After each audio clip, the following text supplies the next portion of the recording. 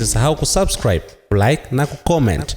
Nimefuatilia lile tukio la jana, na naamini katika wakati mwafaka pengine chama kitalizungumza zaidi na hata viongozi wetu wa Zanzibar huko watalizungumza, lakini kwa namna nilivyolifuatilia nina machache ya kusema. Kwanza, ile kauli ya rais ambaye sisi hatutambui uchaguzi wake ya kusema kwamba wanaharakati wanafanya ugaidi ni kauli hatari sana ikiachwa ilivyo na watetezi wa haki kote nchini. Mimi nasema haya kwa sababu kutokana na 7 yaliyotangazwa huko mitandaoni, ninavyozungumza hivi sasa, kuna viongozi wa Chadema na wanachama wako vituo vya polisi bado, na wengine wamepigwa na kuumizwa. Geita kule kuna dada anaitwa Neema, kule Tanga kuna Nasra, kuna Rukia na wengine. Kule Mbeya kule kuna vijana wa Chaso. Dar es Salaam hapa kuna watu wamepigwa, wameumizwa. Katika kupigwa kwao walikuwa wanalazimishwa wengine wao kuandika maelezo kwamba walipanga vitendo vya kigaidi. Alafu wanalazimishwa kwa vipigo kutaja majina ya baadhi ya viongozi wa Chadema. Sasa kitendo cha matukio hayo kutokea siku chache kabla, alafu rais kutamka kuhusu wanaharakati na ugaidi, inatengeneza connection kwamba inawezekana kabisa kulikuwa na order ndani ya serikali na ndani ya mfumo wa vyombo vya ulinzi na usalama kubambika kesi za ugaidi kwa viongozi wa Chadema kwa malengo ambayo yanaleta maswali. Sasa hii behavior ya kuingiza neno ugaidi kubwa sana katika masuala ya kiraia ya watu imekuwa trend ya hii serikali. Mwaka 2021 baada ya Mwenyezi Mungu kumtoa Magufuli, Mwenyezi Mungu amlaze mahali pema, alipoingia Samia, Chadema ilipoanza tu ziara ya katiba mpya kwa makongamano ya ndani, rais akasema kuna chokochoko za katiba. Mwenyekiti Mboya akiwa Mwanza akakamatwa, akapewa kesi ya ugaidi kwa sababu ya katiba mpya. Sasa leo wakati nchi inazungumza katiba mpya, free Tundu Lissu, rais anarudia kile kile, kipateni ile ile. Ni ishara ya kwamba hakuna maridhiano, kuna tangazo la vita dhidi ya wanaharakati na by extension vita dhidi ya Chadema na viongozi wa Chadema. Kwa hiyo kuna unafiki uliofanyika Zanzibar wa kusema kitu tofauti na kufanya tofauti. Bibi nasema mazungumzo ni moja ya nyenzo ambayo sisi kama Chadema tunaamini katika kushughulikia matatizo. Tunaamini kwenye mapambano, tunaamini kwenye mazungumzo. Lakini sisi tumesema tunaamini kwenye mazungumzo ya dhati. Sasa tukasema tunataka mazungumzo ambayo kutakuwa na wasuluhishi huru, preferably wa kimataifa. Serikali inasema hatutaki mazungumzo, hatutaki wapatanishi, hatutaki wasuluhishi. Alafu kule Zanzibar kuanzia Novemba CCM kuna wasuluhishi, kuna wapatanishi, Karume, Shein. Na foundation ya mazungumzo ya Zanzibar imejengwa kwa miaka mingi ya mazungumzo ambayo yalihusisha jamii ya kimataifa kuanzia wakati Commonwealth ilipokwenda kuingilia matatizo ya Zanzibar. Kwa kule Zanzibar inaonekana ni sahihi kuleta watu wa nje kushughulikia mgogoro, lakini muungano Tanzania inaonekana ni shida. Sasa nataka kusema kwamba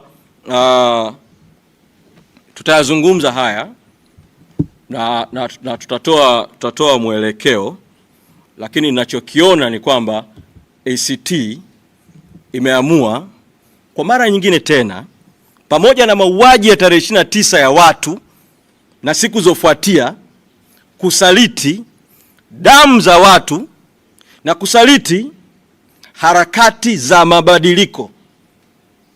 Kumezungumzwa kule, moja ya mambo watakayozungumza watakapoingia kwenye serikali ya umoja wa kitaifa na tume itakayoundwa ni kwamba watazungumza kuhusu marekebisho ya katiba ya Zanzibar. Kwa matatizo yetu ya kikatiba, ya katiba ya Zanzibar, ya katiba ya muungano, huwezi kushughulika na mapungufu ya katiba ya Zanzibar bila kushughulika kwanza na mapungufu ya katiba ya muungano, ikiwemo kuhusu muundo wa muungano. Lakini kunapelekwa hiyo danganya toto ili Watanzania wajenge impression kwamba sasa nchi ina maridhiano, kuonekana kuna maridhiano, alafu upande wa pili umefungua mapambano. Tunasisitiza tu yule msimamo wa kamati kuu. Kamati kuu ilishasema masuala hayo ya na maridhiano ni matokeo, kinachotangulia ni mazungumzo. Kamati kuu imesisitiza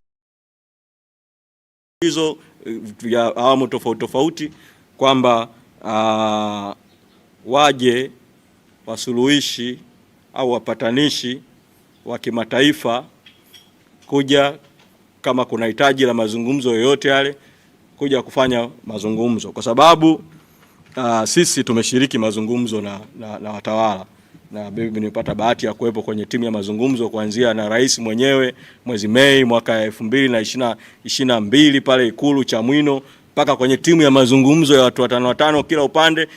Tumezungumza kwa namna tulivyozungumza nao kwa kipindi chote tulichozungumza nao, na baada ya mauaji ya Oktoba na yote yaliyotendeka, hakuna namna kwamba utawala huu haramu dhalimu unaweza kuaminika kwamba ndio uongoze mazungumzo. Kwa hilo ndio naweza kusema katika hatua hii. Kwa hiyo tunasisitiza tu kwamba tutaendelea na mapambano, lakini milango yetu iko wazi kwa mazungumzo ambayo yatakuwa mazungumzo ya haki. Sasa kule Zanzibar rais akarudia tena kutumia neno la Mungu, na ndio nitahitimishia hii hapa kwa swali uliouliza. Akanukuu Mathayo 5 kuhusu heri wapatanishi. Kwa hiyo ni kama vile wanasema watu ambao hawataki kupatana wana shida. Rais amesahau kwamba ukisoma Mathayo 5 kuhusu zile heri zote, kuna heri wenye njaa ya kiu ya haki, heri wanaodhulumiwa, wanaoonewa, kuna heri kadhaa. Sasa mimi ni waombe wanachadema na Watanzania kuendelea kuwa na kiu ya haki, kuendelea kuwa na njaa na kiu ya haki, pamoja na kuonewa, pamoja na kuumizwa, lakini tusonge mbele. Tunaamini mwisho wa siku haki itatimia.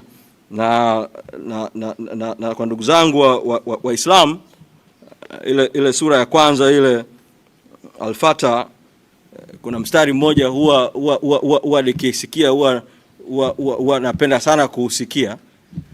Nasema Ihdinas siratal mustaqim, tuongoze katika njia iliyonyooka. Na kule katika Qur'ani kuna mahusia mengi kuhusu haki na kuhusu kupambana na ubatili.